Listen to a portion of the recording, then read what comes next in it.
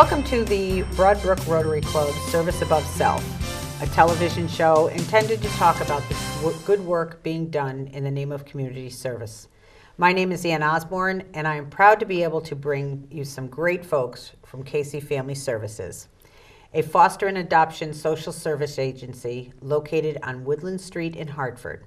With me today are Christina Stevens, the Deputy Division Director, and Donna Campbell, the Resource Coordinator. Welcome, ladies. Hello, thank you. Thank you. Tell us about Casey Family Services. Casey Family Services is the direct service agency of the Annie E. Casey Foundation. The Annie E. Casey Foundation is a national organization whose charge is to foster public policy, human service reforms, and community supports that more effectively serve the needs of vulnerable children and families. The story starts with a gentleman by the name of Jim Casey, who back in 1907 started a messenger service in Seattle, Washington, which ultimately over time became what we know today as UPS, the United Parcel Service. And he and his siblings, of which there were 3 others, established the Annie E. Casey Foundation in 1948 in honor of their mother, who became a widow at a very young age with very young children, and worked desperately to make sure that the needs of her kids were met. And so in an effort to make ends meet, Jim Casey left school at a relatively young age and was a teenager when he started the messenger service and then ultimately moved to make it UPS. In 1948, he didn't have any children, and they started the foundation, and by the 1960s he really wanted to reshape the foundation. It had started as a small foundation. He was leaving his position as Chief Executive Officer at UPS and wanted to put more time and energy into the foundation. So in the 60s, he created what started as Casey Family Programs, which was in the, again, the West Coast out in Seattle, as an independent operating foundation to provide direct services to foster youth and to families, and to promote improvements within child welfare, a population he saw as vulnerable and in need of better services. So UPS made a move to the East Coast around the same time, and the foundation made a move to the East Coast, and Jim Casey, again quite a visionary, said, I want to make sure services are available to kids on the East Coast too, not just the West Coast. Nice. So Casey Family Services started as Casey Family Programs East, and then turned into Casey Family Services. So in 1976, our Bridgeport division, of which is still operating today, was the first of the divisions to open, and Hartford followed in 1982, and we've been doing work ever since, and now we've got offices throughout New England and in Baltimore. Very nice. Yeah, very so nice. It's very exciting. Why do kids go into foster care? Kids go into foster care of no fault of their own. Kids often come into foster care as a result of allegations of abuse and neglect at the hands of the people that are caring for them. More often as a result of neglect, less for abuse in terms of the numbers of kids. But these kids come from all over. They come from every community in which we live, and part of the need to want to do better is because kids deserve really good outcomes. They deserve to have loving, permanent families in which they can grow and live. We've seen some really good progress in the world of child welfare, in that back in 2007 there were over 500,000 kids in foster care. At the end of 2008, the good news was there was a marked decrease. There were 463,000, which was a significant decrease from 2007. Now, is that number strictly in Connecticut, or that's nationally? National? That's nationally. The challenge with that number, for as much progress has been made about making sure that there's more front-end services to support families and having families keep their children, the challenge is now, and the trend is becoming, that children that are entering care that are older are aging out of foster care at a higher rate than they ever were before. Yeah. In 1999, there were about 19,000 kids that were aging out of the foster care system. In 2008, that number rose to 30,000 kids in care. And the data for kids that age out of the foster care system without permanent resource is really not good. Those kids have higher rates of homelessness, higher rates of incarceration, higher rates of early pregnancy, lower academic achievement, all in the absence of having a family who's going to give them that love, that structure, that sense of belonging that all of us deserve to have. But those kids leave the system with a sense of they're supposed to move to independent living, which is a strange term. Yeah, none none of us really live independently, and the expectation is that they would move out of these systems and somehow be self-sustaining, and in fact they're not, and those outcomes are really, really poor. So we're really focused on looking at how we can work with those young people earlier on and make sure that they achieve that level of permanence that they so deserve. What are your recent numbers here in the state of Connecticut for Again, children? good news for the state of Connecticut is that we've got 4,000 kids in care, which doesn't sound like great news, but it's great news in that in 2005 that number was over 5,500. Wow. So it's gone down, and there's been a lot of good progress in terms of policy and initiatives that have been spearheaded by the department and supported by a lot of community organizations. So that effort continues. In the Manchester area, of which the Department of Children and Families has an office that serves about 19 towns, 7 of which are within the catchment area that this community gets to see, that this group gets to see. There are about 350 kids in care, and about 200 kids enter care annually just in the 19 towns, including Manchester, that surround the Manchester area. So this hits home. This is in our community, and it's about the kids that we can help, that we know are our neighbors, that we know go to school with our children, that are very much members of our community. When a child goes into the home, do they usually go to different homes, or do you find that you're able to find them a home permanently for a long period of time? Unfortunately, for the kids that we see, often those kids have been in the system, so to speak, for a long time before they make their way to us. And so those kids, it's not unusual for them to have experienced multiple placements. What we do is, because we know what kind of trauma that can do to kids and what kind of effect that has, is our goal is to have those kids stabilized and to make sure that their first placement with us is their only placement with us. Right. Although our work is based on a permanency framework, everything we do is geared towards helping kids achieve those better permanency outcomes, so they don't end up with the data and those poor outcomes we hear about. So if for some reason the kids that enter our care can't stay with that family that they started with, because match is so important, we want to make sure it's a goodness of fit, is that what we ask of families is that this level of, one of the folks in our office says, stick-to-itness, somebody that's going to be in there and stay there and work with that young person, understanding all that they've gone through and all the strengths they bring, hoping that they will work with us and with the team of people to make sure that that young person either achieves that level of permanence in that first home, or that they work with us to make sure that that next placement is the final placement, working to help transition that child either back to birth parents, birth relatives, or to an adoptive family that can care for them over the long term. You must have some very special families to be able to work with these kids. We do, and we have special kids, so we're really lucky. Yeah. We're going to take a quick break, and we'll be right back. And when we do come back, we will discuss what folks can do if they are interested in becoming a foster parent. Okay, thank you. This is a tree that was never chopped down to make a crutch that was never needed by a child who never got polio, because medicine was never in short supply, thanks to people whose compassion wasn't either. Over the past 20 years, Rotary Club members have helped immunize over 2 billion children against polio. Thanks to them, the world will soon be polio-free. Rotary, humanity in motion. Who says you can't teach an old dog new tricks? Maybe you should go to your shelter and get a mature dog who will make your blues disappear. How's that for tricks? I got picked. Wow.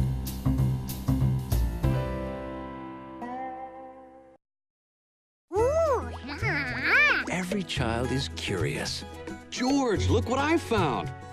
Turn their curiosity into a lifelong love of learning. That's a periscope. It's one of the most important gifts you can share. Create a curious reader. Oh, you want to build a castle like that one? This is super bedtime reading. Share a book together today. Visit read.gov.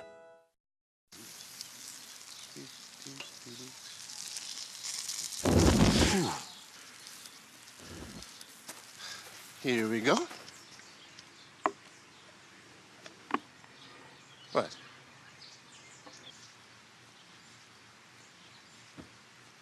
What? You don't have to be perfect to be a perfect parent, because kids in foster care don't need perfection. They need you. Welcome back. We are talking to Donna and Christina from Casey Family Services. And Donna, if you're interested in fostering or adopting a child, how would I go about contacting you? And well, we encourage you to call.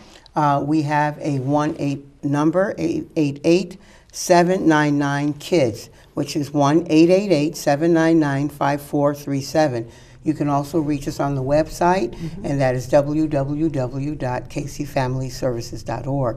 We encourage you to call because we get right back to you with a quick response.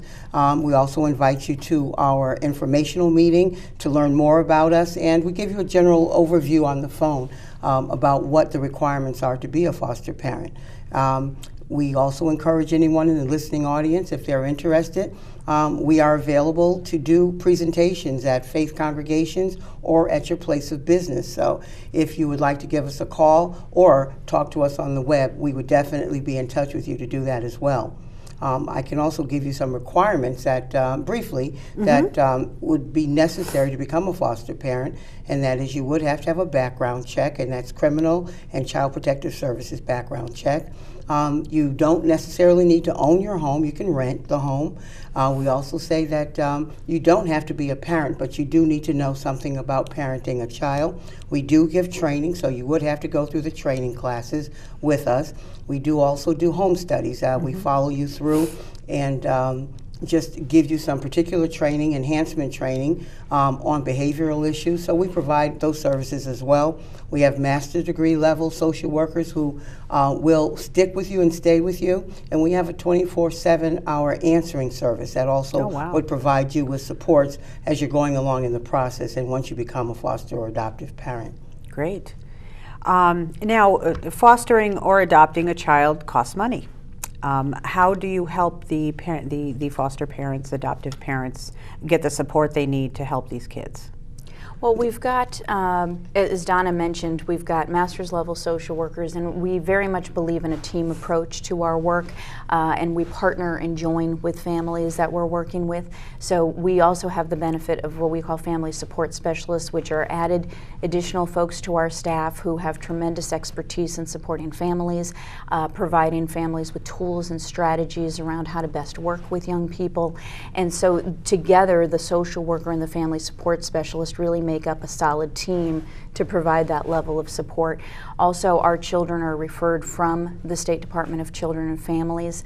There are foster care stipends that go with that, but the support, we believe, is really the most critical piece of making sure that the placement has all that they need to be able to move forward and provide that young person that level of stability and safety that they need. So that level of support, the 24/7 support that Donna talked about, she talked about the training, and that training continues long after you get through the approval process, because we know that training is so critically important. So there's foster parent support groups, there's ongoing enhanced training opportunities. All of that really makes up a support network. That's great. To really provide the level of intensive support that we think is helpful to both kids and families. And some people think that you have to be married, but you can be single as well. We are looking for couples who are single, same-sex couples for our children. So there are lots of ways you can become a foster parent. Great. What are the ages that are in need the most? Well, we right now seem to need parents for older youth. Children come into our care around the age of 8 and up, but we are seeing a significant number of children who are in that 13 to 17 age range that really need parenting. And some people say, well, would those kids really want a parent? But they really do. They want to be connected. So we are looking for permanency for those youth too. Because once they age out, many children, as Christina has said, fall through the cracks. And this is something we don't want to happen. So we absolutely need parenting for these older youth. And where are the children coming from? They come from the Department of Children and Families, and some are in group homes.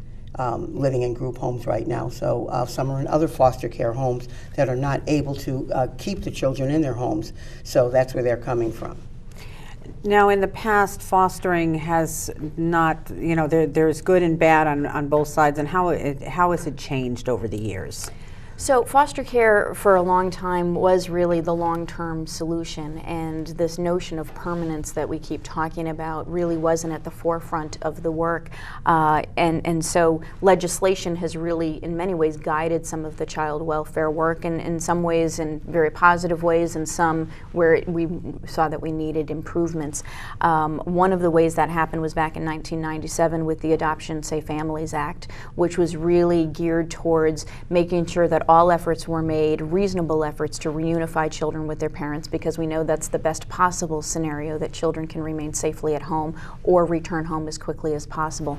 Sometimes that's not possible. So the Adoption Safe Families Act really said to the field and to states and to systems, we need to have a sense of urgency about achieving permanence for young people, that this notion of them languishing in care, going through multiple placements, aging out of the system without permanent families, without a sense of belonging, is simply not a good idea. Right. And we've heard that from young people. We hear from them all the time. And so we build in a process to make sure their voice is at the center of all of the planning, and that they drive that process together with us, so that they're active participants in what their plan ought to look like and what their life ought to look like. So we've seen great strides in the field at large, and there's still a lot to do. There's always room for improvement. Oh, there sure is. But yeah. I think we're making a lot of great strides. I mean, even in Connecticut, we've seen a steady increase over the years of adoptions that have been finalized. And in fiscal year 2009, there were 643 kids adopted in the state of Connecticut. Oh, that's wonderful. In fiscal That's year wonderful. 2010, there were 690. So there's some really good news and really wonderful stories about how families are joining together with kids, and that extraordinary relationship that happens as a result and of with these the folks. hard economic times, it's good to see that people are stepping up and, They are. and helping. It Well, really you know, is. and they want to keep kids. I think it's that acknowledgement also that these are all of our kids. They don't just belong to one person. They're members of our community. And when you talk about where are they coming from, and you know, Donna outlined so nicely the many places that they come from, but they are in our backyard. And there is an interest in the field to keep kids as connected to their communities as they can. So Right. even if they experience a disruption in their home, perhaps they don't have to experience that disruption with their friends, with their peer network, with their school, with their extracurricular activities. So the extent to which we can keep kids closely connected to the community from which they came, we want to be able to do that. That's wonderful. That's wonderful. Before we close, would you mind repeating the number and the website so that you know, I know they're going to put it on the screen a couple times, but we'd like to reiterate that. Yeah. Yes, our website, www.caseyfamilyservices.org, and the phone number to call, 1-888-799-KIDS. We encourage you to do that. Thank you very much. It's been a pleasure, and it sure has taught me and educated me on the field of adoption and fostering. And if anyone is interested, please give them a call. I thank you very much, and go out and find a worthy cause and lend a helping hand. Thank you again.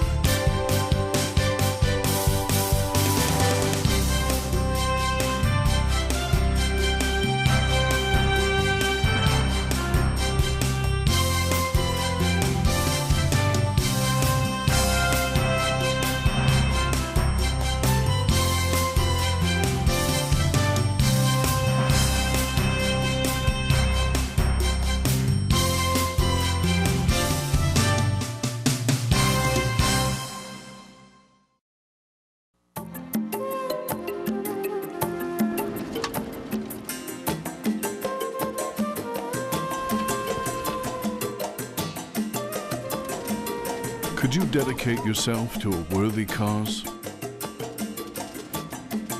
Could you go the distance to keep a child healthy? Could you travel to the other side of the world to help eliminate polio? Could you? A Rotary member could. We're dedicated to connecting children with vaccinations and ending polio worldwide. All it takes is one person to make a difference, like me, like you. Could you help change the world? Will you? Rotary. Humanity in motion.